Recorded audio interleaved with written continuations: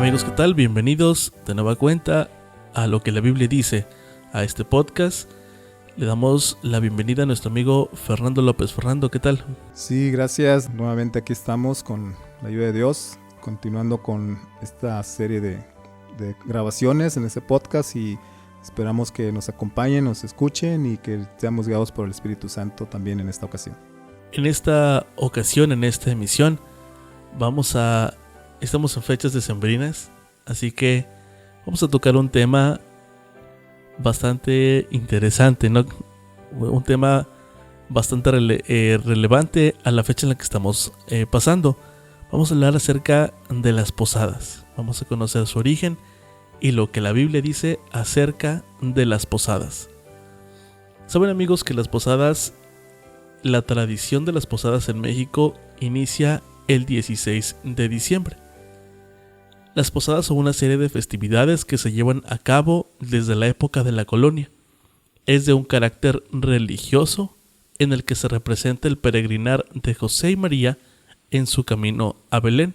Con el paso de los años, o mejor dicho, a partir del siglo XVIII, pasaron a formar parte de la cultura popular al ser organizadas por las familias. Antes de la llegada de los españoles, curiosamente, los aztecas celebraban durante el mes de Paquetzalistli el equivalente a lo que hoy conocemos como el mes de diciembre.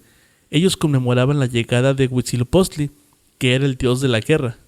Estas solemnes fiestas comenzaban el día 6 y duraban 20 días, en los cuales coronaban a su dios poniendo banderas en los árboles frutales y estandartes en el templo principal.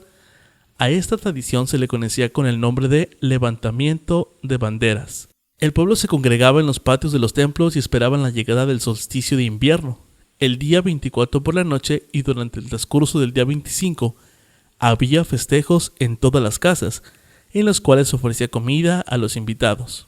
Pasando el tiempo con la llegada de los españoles, a estos festejos le cambiaron de nombre y les llamaron después misas de aguinaldo. Y ahora que modificaron la fecha, la llevaron a lo que hoy conocemos del 16 al 24 de diciembre. La celebración consistía en proclamar la misa junto con pasajes y representaciones alusivas a la Navidad. Adicionalmente se daban pequeños regalos a los asistentes como aguinaldos. A lo largo del tiempo, el mismo pueblo fue agregando elementos más atractivos a estas celebraciones como velas, dulces, bengalas y piñatas. Una vez reunidos los invitados a esa celebración, se disponen a representar el alojamiento que realizaron José y María en su peregrinar de Nazaret al camino a Belén. Ahora bien, con este contexto histórico que acabamos de escuchar de las posadas, de la representación que se hacía del peregrinar de María y de José en Belén, esta historia la hemos escuchado antes en la Biblia, o qué es lo que la Biblia dice acerca de las posadas. Lucas capítulo 2 versículos 1 al 7, lo que la Biblia dice lo siguiente. En esos días Augusto César ordenó levantar un censo en todo el mundo. Este primer censo se realizó cuando Cirenio era gobernador de Siria. Para inscribirse, cada uno iba a su propia ciudad. Y José subió de Galilea, de la ciudad de Nazaret, a Judea, a la ciudad de David, que se llama Belén, por cuanto era de la casa y de la familia de David, para inscribirse con María, su esposa, que estaba encinta. Cuando ellos estaban allí, se cumplieron los días en que el niño había de nacer, y dio a luz a su hijo primogénito. Lo envolvió en pañales y lo acostó en un pesebre, porque no hubo lugar para ellos en el mesón. Agregando lo que comentas, Dani, pues ¿quién no ha participado de las llamadas posadas? Tristemente pues no se celebran o no tienen el significado que pretenden la mayoría de los seres humanos o la sociedad con ese tipo de celebraciones. Quiero nomás agregar algo más en relación con las posadas, que antes eran llamadas jornadas o 9 noches, que representan un novenario de celebraciones del 16 al 24 de diciembre. Son 9 días que representan los 9 meses del embarazo de María y su búsqueda por encontrar un lugar para que naciera Jesús. Las posadas en México tuvieron su inicio en el convento de San Agustín a Colman, y se dice que el encargado Fray Diego de Soria obtuvo durante su estancia en Roma una bula, o sea, un permiso del Papa Sixto V para celebrar en la Nueva España unas misas, como ya dijiste, llamadas de aguinaldo, que deben efectuarse del 16 al 24 de diciembre. Al fusionarse las raíces prehispánicas con las europeas, las posadas adquieren un nuevo matiz, donde se organiza una procesión encabezada por las imágenes de María y José, mientras se cantan los villancicos al pedir posada ante una puerta cerrada, para posteriormente conseguir el albergue, seguido con cánticos para concluir rezando el rosario. Entonces, ya vemos ahí el contexto, la introducción, cómo llegó a México, quién la originó y por qué se originó, y lo que representa supuestamente enfocado en un entorno, un ambiente religioso. Pero ¿qué dice la Biblia al respecto? ¿Qué dice la Biblia en relación con las posadas? En el pasaje que leímos en Lucas 2, menciona que José y María vivían en Nazaret y debían viajar para poder participar del censo de la ciudad de origen, que era José. Él tenía que acudir a la ciudad de Belén. Entendemos que José debía viajar a Belén, dado que, como lo leímos en Lucas, él pertenece al linaje de David y la casa de David estaba en Belén. Es por eso que viajaron desde Nazaret hacia Belén. Ahora, ¿por qué tenía que viajar María, la esposa de José? Pues ella también era del linaje de la familia de David, era la casa de la familia de David también María. Pero caso curioso, la Biblia no dice por qué María acompañó a José, no dice la razón. Ni la ley romana ni la ley judía exigían que ella viajara. Según la ley romana, las mujeres debían pagar la tasa de empadronamiento, pero no necesitaban presentarse en persona. Es posible que ella, o sea María, que sabía que el nacimiento de su hijo estaba próximo, supiera también que la profecía señalaba que habría de nacer en Belén. Según Miqueas, el libro de Miqueas, capítulo 5, versículo 2, e intencionalmente viajó con José. O sea, María sabía que su hijo iba a nacer en Belén de acuerdo a una profecía, e intencionalmente viajó con José. Quizá tenía también la intención de quedarse en Belén. Por otra parte, el Espíritu Santo podría haberle indicado que debía ir. El que no pudieran encontrar lugar donde alojarse podría indicar que no tenían ninguna propiedad allí. Nazaret era su ciudad, según Lucas 2:39. Los dos eran forasteros en Belén, no tenían hogar y no fueron reconocidos ni honrados. Y es una distancia considerable, o sea, porque ellos, si recordamos en aquellos tiempos, los tiempos bíblicos de aquellas épocas, pues el transporte pues era prácticamente a pie, en caravanas. Entonces había una distancia de Jerusalén a Belén, unos 8 kilómetros, y hoy Nazaret está habitada mayormente por árabes cristianos. Entonces ahí vemos por qué María, la razón por la que María pudo haber ido. Yo principalmente creo que fue inspirada por el Espíritu Santo para que fuera, en base a la profecía que Miqueas había establecido, y divinamente fue guiada por Dios para que Jesús naciera en la ciudad de Belén.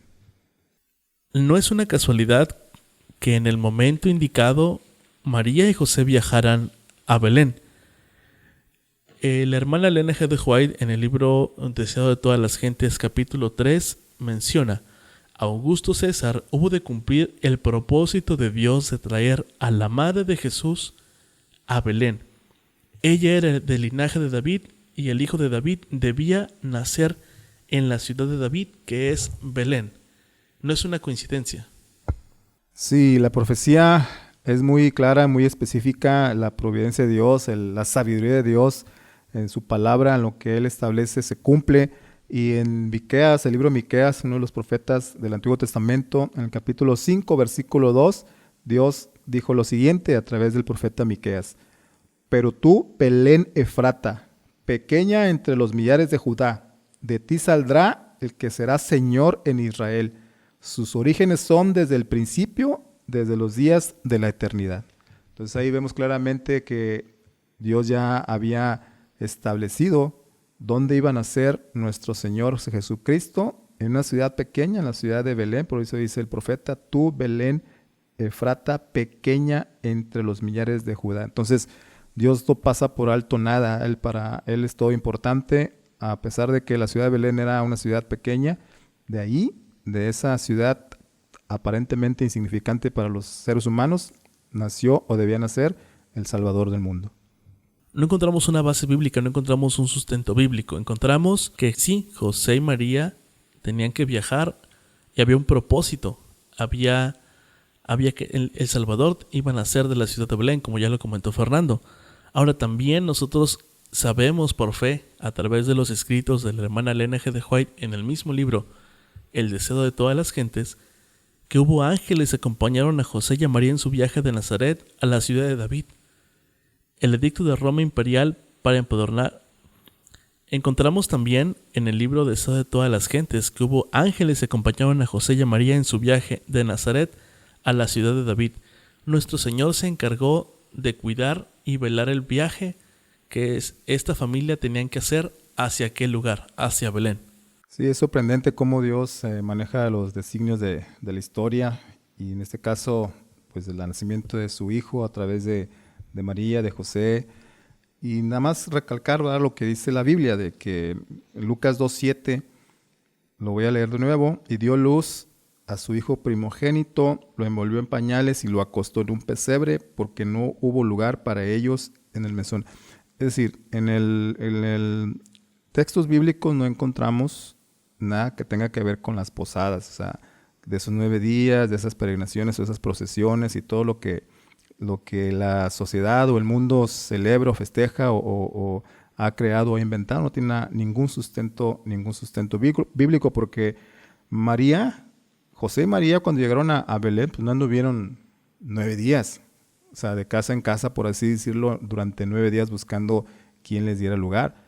Ellos llegaron y batallaron según el contexto bíblico, no encontraron un lugar desocupado el día que llegaron, pero al final de ese día encontraron un lugar donde quedarse, que fue pues en un establo, y ahí acomodaron el dueño de ese establo, y fue donde se recostaron, descansaron, y fue donde nació el Salvador del mundo. Pero no fueron 9 días como actualmente o de tiempo antiguo se ha creído, se ha inventado esas procesiones. Aparte, Dani, pues te das cuenta que pues las disque celebraciones de las posadas actuales pues nada tienen que ver con el nacimiento de Jesús, porque pues la gente celebra o organiza una de esas posadas, pero prácticamente son comilonas, son borracheras, y nada tiene que ver con el nacimiento de nuestro Señor Jesús, un evento para recordar, un evento para reflexionar